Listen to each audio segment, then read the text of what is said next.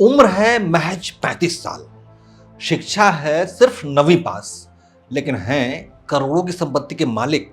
और यही नहीं, हर साल इनकी संपत्ति में बहुत ही अच्छा खासा इजाफा भी हो जाता है। यहाँ बात किसी बिजनेसमैन या किसी बड़े आईएएस आईपीएस अधिकारी की नहीं हो रही है, बल्कि लालू यादव के लाल तेजस्वी यादव की हो रही है, जो कि ना तो कहीं नौकरी करते हैं और ना ही कोई व्यापार चलाते हैं। लेकिन चुनाव लड़ते समय उन्होंने जो चुनावी हलफनामा दाखिल किया है, उसके मुताबिक तेजस्वी यादव की संपत्ति में पिछली बार के मुकाबले इस बार 1.5 गुने की भारी वृद्धि दर्ज की गई है।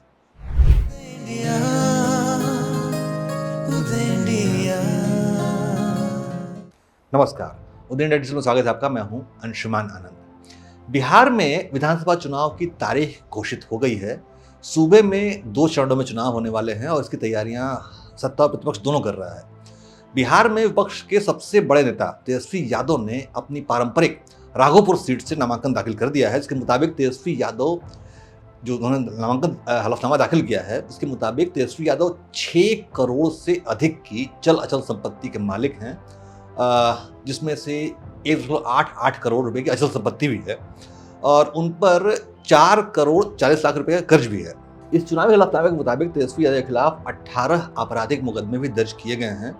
तेजस्वी यादव ने जो है वो जो पिछली बार जो विधानसभा चुनाव हुआ था, यानी कि जो साल 2020 का जो चुनाव हुआ था, उस समय उन्होंने अपनी कुल संपत्ति 5.89 करोड़ रुपए बताई थी। जिसके बाद साल 2025 में यानी 5 साल बाद उन्होंने अपनी संपत्ति 9.02 करोड़ रुपए बताई है।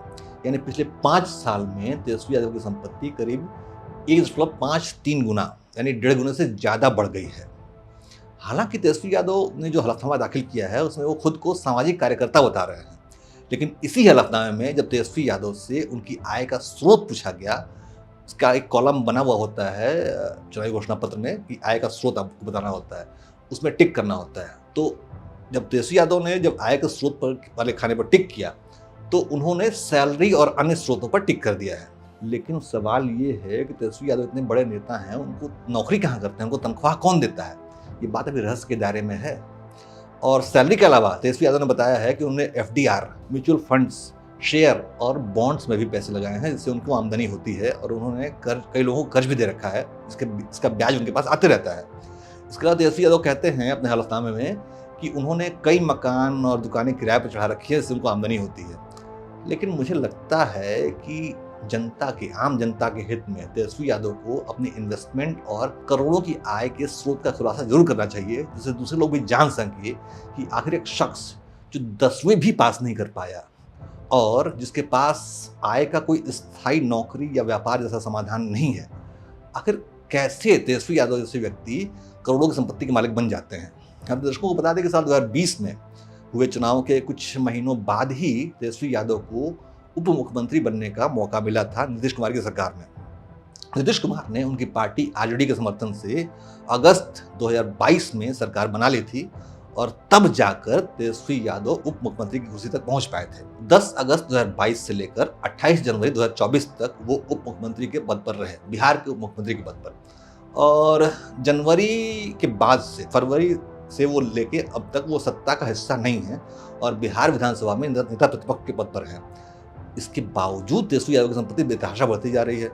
हलफनामे के मुताबिक तेजस्वी यादव के पास 6 करोड़ 12 लाख 48,870 रुपए की चल संपत्ति है। इसमें नकद, बैंक खातों में जमा राशि, फिक्स डिपॉजिट, शेयर, आभूषण और अन्य सामग्रियां शामिल हैं।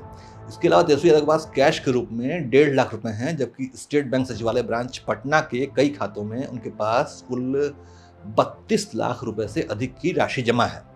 इसके अलावा तेजस्वी यादव के पीपीएफ खाते में 21 लाख रुपए हैं, एचडीएफसी बैंक के खातों में लगभग 3.8 लाख रुपए हैं और फिक्स डिपॉजिट के रूप में उनके पास करीब 52 लाख रुपए की रकम जमा है बैंकों में।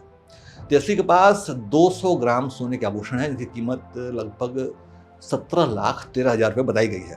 वहीं उन्होंने इंडियन कंपनी में शेयर के रूप में 4,88,000 रुपये का निवेश कर रखा है।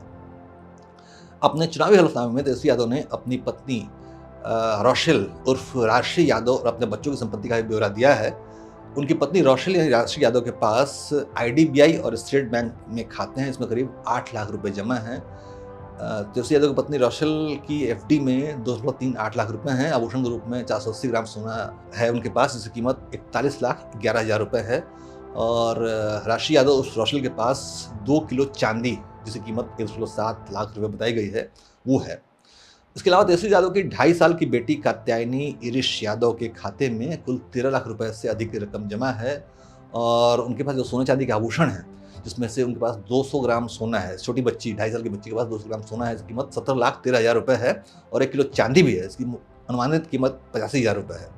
वहीं तेजस्वी यादव का एक बेटा भी है जो कि सिर्फ 5 महीने का है।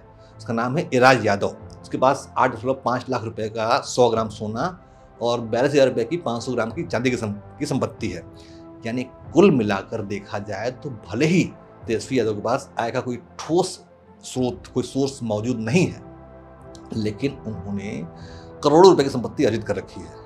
अब उनके पास इतने पैसे कहाँ से आए ये तो पता नहीं, लेकिन जांच एजेंसियों को शक है कि ये सारा पैसा घोटाले का है, जो कि लालू यादव ने रेल मंत्री और उसके पहले बिहार के मुख्यमंत्री रहते हुए कमाए थे।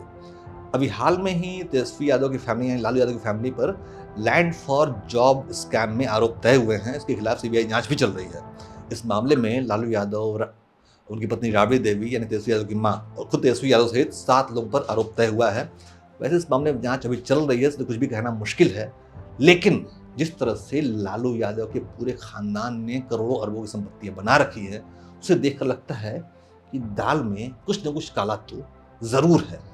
अब ये तय करना बिहार की जनता का काम है कि वो काली दाल चाहिए या फिर भगवा दाल चाहिए। जय हिंद, जय भारत।